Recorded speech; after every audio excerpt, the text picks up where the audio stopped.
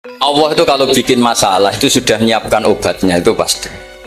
Assalamualaikum warahmatullahi wabarakatuh. Sahabat yang dirahmati Allah, selamat datang kembali di Monggo Ngaosae. Kali ini kita kupas inti dari sebuah pengajian Gus Baha yang sangat menyentuh hati. Berjudul, Jangan Takut Miskin, Asal Kamu Yakin, Rezeki Pasti Mengejarmu. Banyak dari kita pernah merasa cemas, takut kurang, pusing memikirkan hari esok. Melalui pengajian ini, Gus Baha memberi kita sudut pandang baru yang membuat dada lapang. Mari kita simak bersama. Allah itu kalau bikin masalah itu sudah menyiapkan obatnya, itu pasti. Dulu Nabi punya tantangan sendiri. Agama ini pernah ditinggal Wali Songo, ditinggal Mbah Munawir, ditinggal Wali Maksum, ditinggal Mbah Abdul Qadir, tetap jalan. Padahal yang meneruskan ya orang-orang nggak jelas seperti ini. Kalau turos pesantren yang paling melanggar ya bosan jadi kiai, ingin jadi profesor, bukan kita.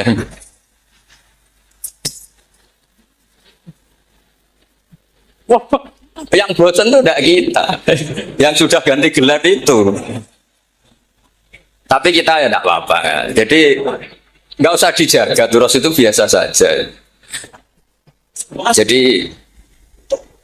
Jadi biasa saja, menurut saya zaman itu biasa saja. Jadi Allah itu kalau bikin masalah itu ya bikin solusinya, itu sudah min sunnatillah. Jadi saya tuh tidak pernah mikir, betul. Saya tuh nggak pernah mikir agama ini nanti kayak apa, enggak. Selain saya tahu Allah yang akan menjaga agama ini, dipikir gak dipikir, memang kalau zaman lebih buruk ketimbang kemarin, itu sudah nasihat Nabi. Ma min yaumin illa ba'dahu syarrun minhu. Nah ini karena materinya sanad, mungkin ini spesifikasi saya. Saya mohon sanad itu ditulis, tapi tidak diimani. Jadi yang ditulis itu hanya sebagai perangkat mudawwan. Karena kalau sampean imani itu bahaya, karena nanti tidak hadits tawatur. Makanya kritiknya para ahli hadis terhadap sanadu ahli qiraah, misalnya jenengan dari Gus Najib, dari Mbak Abdul Qadir atau dari Mbak Arwani, kemudian Mbak Munawir, kemudian Syekh Yusuf Ad-Dimyati, terus Syekh Sa'id Antar misalnya sampai Syekh Haruni dan seterusnya. Itu kan hanya menyebut satu orang. Ini harus dicatat. Padahal sanad khususnya Quran itu lafadznya harus mutawatir. Kaifiyatul ada juga harus mutawatir. Jadi harus riwayatu jam'in an jam'in la yumkinu tawatuhum alal kadzib. Makanya kalau ngaji sanad itu harus bersamaan dengan itu kita katakan bahwa menyebut Mbah Munawir itu fardun min afrodil am. Karena kalau enggak berarti sanad kamu menjadi ahadi. Kita tahu kan hadis riwayat ahadi itu masalah. Masalah apa enggak? Masalah, hadis itu yang keren, yang mutawatir. Padahal Quran itu fauqal hadis. Makanya saya bilang sanad itu ditulis tapi tidak usah diimani. Kalau itu tok, ya harus diimani kalau itu sebagai jam'un an jam'in. Kebetulan tahunya itu lewat grup. Jadi kita cara berpikir ya, sebetulnya semua Quran itu riwayat jam'in an jam'in dari kelompok besar ke kelompok besar. Kebetulan tahu kita dari satu orang, misalnya Mbak Munawir atau Mbak Arwani atau Gus Najib atau Mbak Arwani dan sebagainya. Saya itu punya bapak, buyut-buyut saya itu hafal Quran. Mereka ya pantangan malah, makanya itu sirinya. Kenapa kadang-kadang kiai dimintai sanad itu nggak mau. Tapi kalau sudah ahlinya nggak minta pun dikasih. Itu dulu tradisi ulama dulu gitu. Sufyan Ats-Tsauri kalau dimintain sanad santrinya bilang gini, sudah kamu pulang saja. Kalau saya sudah tahu kamu benar, saya datang ke kamu kasih sanad. Saya yang datang ke kamu tak kasih sanad. Saya itu punya sanad ya baru-baru. Saya bangun mendekati wafat baru dikasih. Karena nunggu tadi, nunggu kelayakan.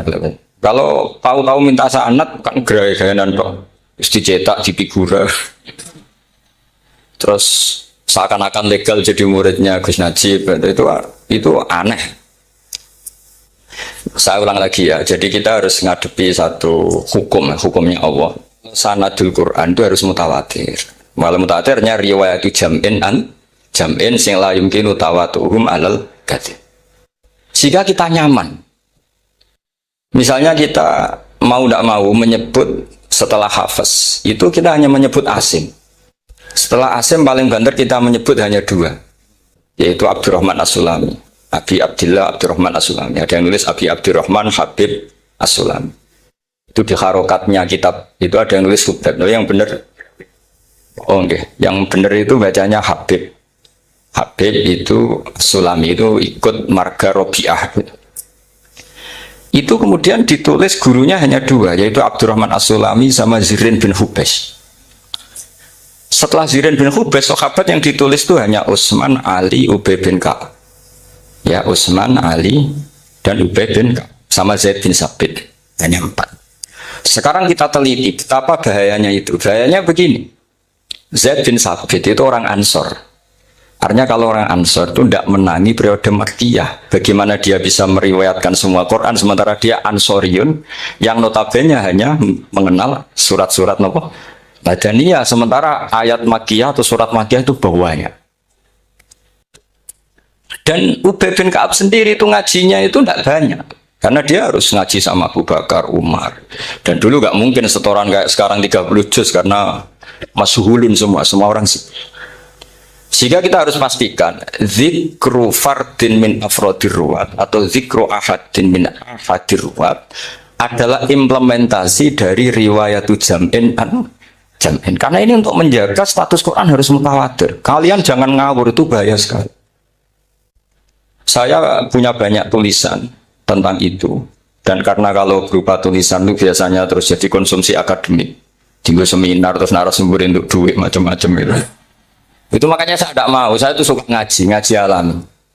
Sehingga kalau betul saya dikatakan viral itu saya tidak mikir. Viral tidak mikir. Saya ini sudah cocokkan sama Gus Dur, mau daftar wali. Syaratnya wali itu gak peduli dengan makhluk. Kalau saya peduli berarti terdegradasi nanti. Sudah cocokkan sama Gus Dur, itu saya daftar wali. Angel juga sekarang yang peminatnya ada banyak. Nah zaman akhir itu peminatnya jadi rektor tadi. Jadi ini nanti dicek saja. Nah dulu mana saya dengan Gus Dur. Karena buyut-buyut saya itu ya sepuh sama sepuhnya sama buyut. Karena buyut saya kandung itu diantara namanya ada Mbak Maksum. Mbak Maksum itu bin Soleh. Mbak Soleh buyut saya kandung itu gurunya Mbak Soleh Darat. Jadi buyut-buyut saya juga kasepuan. Terus ini juga kasepuan. Jadi adu kasepuan. Yang jelas itu entah menang mana tidak tahu. Sing wani rokok berarti menang. Karena berarti berani tidak sopan. Tapi bisa saja menang saya karena legowo. Tadi pamit saya, itu saya rokok boleh-boleh. Jadi dia lebih keren karena nggak sopan, saya keren karena jembarati. Berarti setingkat lah kira-kira gitu setingkat. Kalau Gus Hamid karuan pernah palik ya, nggak perlu sopan sama Gus Dur memang ini kan paliknya. Saya teruskan ya. Jadi anak-anak alumni Al-Munawwir ini yang mau dimaui apa lanyah Qur'annya, apa tadi dakwah tadi tafakuh, saya juga nggak paham yang dimaksud Pak Mustaqim itu. Karena apa ya? Ilmu itu ditulis itu sebenarnya berdasar minatnya penulis, bukan berdasar kehendak Allah. Buktinya gini, sebelum ada metodologi penyebaran agama, itu agama sudah jalan. Ditinggal Nabi Wali Songo agama sudah jalan. Penulis ke disertasi dokter enak, oh harusnya gini. Zaman rong nulis sebut tulis, wah agama wis mlaku. Sebetulnya orang nulis itu kan untuk gelar doktoral, untuk kenaikan pangkat. Mana ada kiai-kiai itu menjadi pinter karena tulisan para doktor? Nggak ada. Agama ini sudah jalan sama panduan para penulis dokter-dokter itu.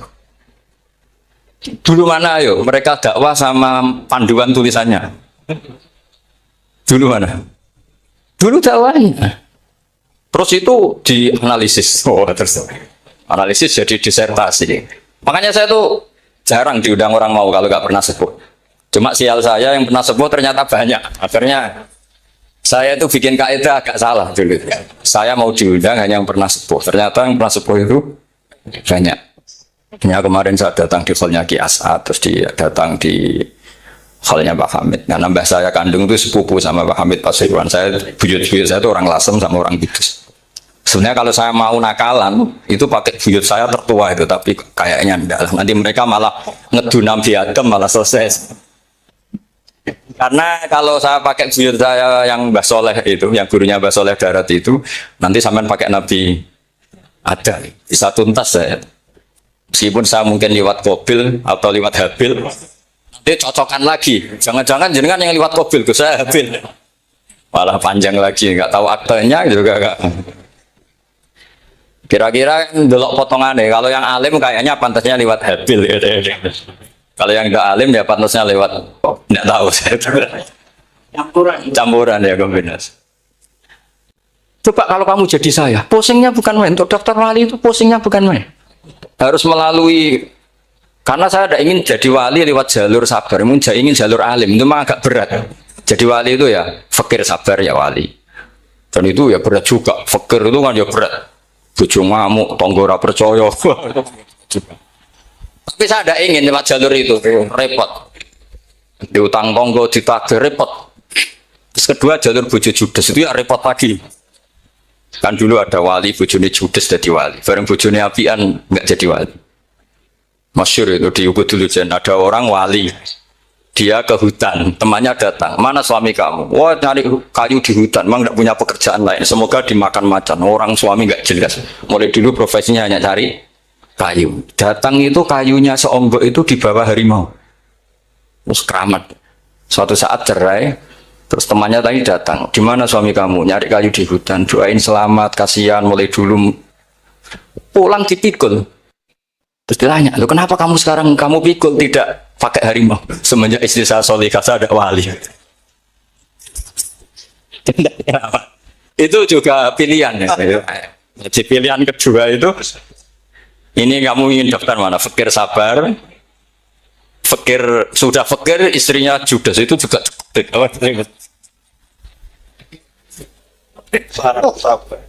Terus ketiga itu jalur alim, atau bisa saja alim itu jalur pertama, tapi kan ya harus ngerti sorot, nahwu, iklal. Saya sampai sekarang masih belajar iklal sampai sekarang.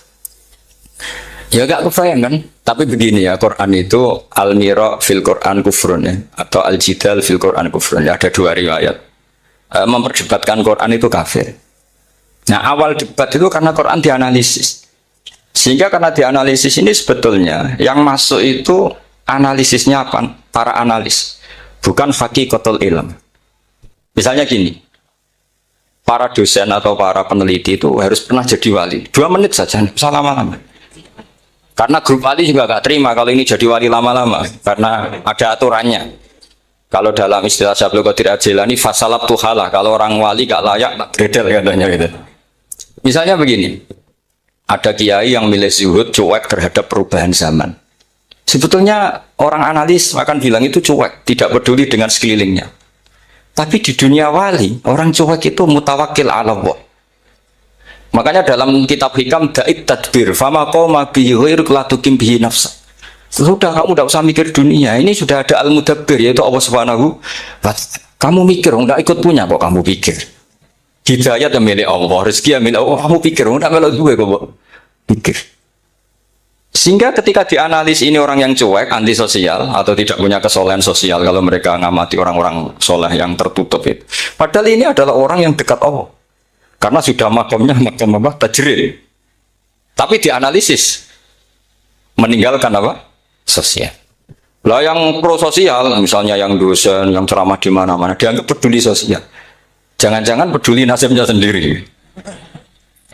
Karena ya ada untungnya gitu. Makanya seperti ini kalau nuruti begitu-begitu itu tidak ada selesainya. Maka kita harus ngomong sesuai hakikatul amr. Bahwa anak abdun soro fakhri dimna fakri. Jadi kita ini selalu hambanya Allah. Yang menjadi kebanggaan kita adalah mulazamatul fakr. Bahwa kita selalu butuh Allah. Baik diucapkan maupun tidak. Dan itu ilmunya para wali. Jadi khawatir saya kalau alumni-alumni Al-Munawwir ini menjadi korban analisa-analisa para analis yang belum pernah jadi wali. Itu biasanya metodenya Masya Allah. Misalnya metode hafalan cepat. Indonesia itu Islamnya moderat. Terus kita cari dari kelompok 73 ini mana yang moderat. Apalagi Islam Nusantara ini kelompok keberapa lagi kan, terus bingung secara referensi. Nggak apa-apa, kita jadikan hiburan istilah Islam Nusantara, Islam moderat, Islam ekstremis, Islam, jadikan hiburan, tapi tidak merubah ilmu kita yang mau rusak dari Rasulullah SAW, yaitu bahwa umat ini hanya terbagi 73. Itu ada riwayat mengatakan 72 masalah, yang satu benar. Tapi ada riwayat kebalikannya, 72 itu benar, yang satu salah. Itu di dunia ilmu hadis diperdebatkan kuat mana riwayat itu. Tapi karena kita ini terlalu mengkonsumsi orang yang nggak ahlinya, ya sudah sepihak tadi kita hanya menguatkan riwayat yang 72 masalah, yang satu benar. Tapi pertanyaannya, kuat mana dua riwayat itu? Kita yang ahli sunnah itu baca beberapa teks hadis, itu banyak ahli hadis yang mendukung dua-duanya. Nah, padahal logikanya secara ilmu, wal hadis idza tatarraqahul ihtimal saqata anhul istidlal, ya kalau ihtimalnya banyak ya sudah nggak usah dipakai dalil. Tapi kan kita ndak etis ya, karena guru-guru kita juga pakai dalil itu. Tapi sebetulnya di sarah-sarah itu dijelaskan Hakikat dunia dan rezeki. Gus Baha mengawali dengan perumpamaan yang sederhana namun menohok. Dunia itu seperti bayangan. Kalau kamu terus berlari mengejarnya, ia akan terus menjauh. Tapi kalau kamu berbalik arah dan berjalan tenang menghadap Allah, maka bayangan itulah yang akan mengikutimu dari belakang. Beliau menegaskan, logika rezeki dalam Islam berbeda dengan hitungan matematika manusia. Banyak orang mengira rezeki seret karena kurang keras bekerja. Padahal sering penyebabnya adalah hati yang sempit, selalu merasa kurang, iri melihat kehidupan orang lain, membanding-bandingkan diri dengan tetangga, atau apa yang tampak di media sosial. Itu namanya menyiksa diri sendiri. Rezeki sebenarnya sudah dijamin Allah untuk setiap makhluk yang bernapas. Namun rezeki tertutup oleh sifat iri, dengki, dan hidup yang dipaksakan melebihi kemampuan. Bukan soal pintar atau kaya, Gus Baha mengingatkan, rezeki datang bukan semata karena kecerdasan atau strategi manusia. Banyak orang pintar tapi hidupnya sempit. Banyak orang biasa tapi rezekinya lapang. Mengapa? Supaya manusia paham, yang mengatur rezeki itu bukan otak, tapi Allah. Beliau tidak melarang ikhtiar, usaha tetap wajib. Tapi setelah berikhtiar, berserah diri adalah kunci. Tawakal bukan berarti pasrah tanpa usaha. Tapi setelah berusaha maksimal, jangan membebani hati dengan kecemasan. Allah itu maha kaya, tidak akan rugi kalau memberi kamu kecukupan, ujar Gus Baha. Jadi ketakutan berlebihan soal masa depan sebenarnya adalah bentuk kurangnya keyakinan pada kekuasaan Allah. Amalan dan sikap yang membuka pintu rezeki. Dari pengajian ini, Gus Baha menekankan beberapa amalan kunci. 1. Jaga sholat, terutama jangan tinggalkan sholat Jumat. Sholat adalah tiang agama dan penjamin keberkahan waktu. 2. Hindari sifat selalu merasa kurang. Itu adalah bentuk kufur nikmat yang perlahan mematikan keberkahan. 3. Bersyukur dalam setiap keadaan. Hati yang bersyukur akan membuka pintu rezeki dari arah yang tak disangka-sangka. 4. Sedekah meski sedikit. Sedekah dengan ikhlas menjadi magnet rezeki dan penghapus kesusahan. 5. Jangan membandingkan diri dengan orang lain. Yang tampak mewah belum tentu berkah. Yang tampak sederhana belum tentu miskin.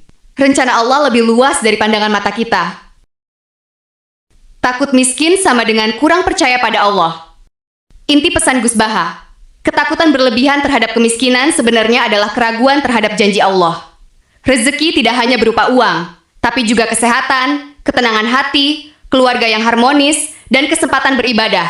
Itu semua adalah rezeki yang sering kita lupakan. Selama kita berikhtiar dengan halal, jaga hati agar tidak dengki, dan tetap berserah, maka rezeki akan berjalan sendiri mendekat. Persis seperti bayangan yang mengikutimu saat kamu berjalan menghadap Allah. Demikianlah kesimpulan dari pengajian Gus Baha. Jangan takut miskin, asal kamu yakin pada Allah, rezeki pasti mengejarmu. Semoga kita diberi hati yang lapang, ikhtiar yang sungguh-sungguh, dan tawakal yang teguh.